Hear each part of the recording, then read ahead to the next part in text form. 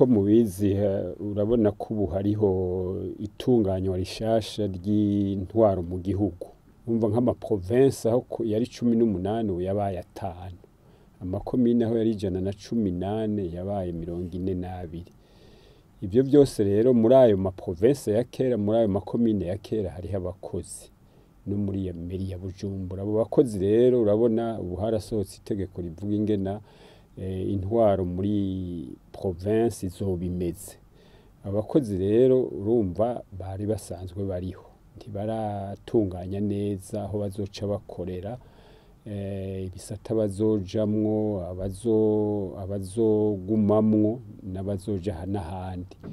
Hanyuma rero twebwe rero urabona ko duserukira abandi koko sibiserukira abakozi bose bo mu Burundi.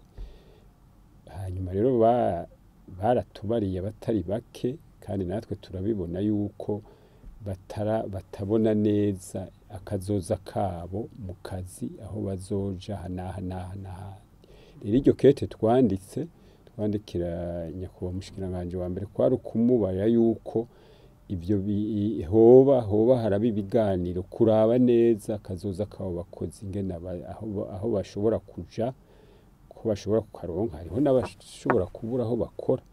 Ivyo byose rero urabona ko ari ngorane ikibanza cabo gishasha. Bitabaye urumva ingaruka ubwa mbere ziba kuri abo bakozi. Hari abatazoronka aho bakorera, batakaza akazi.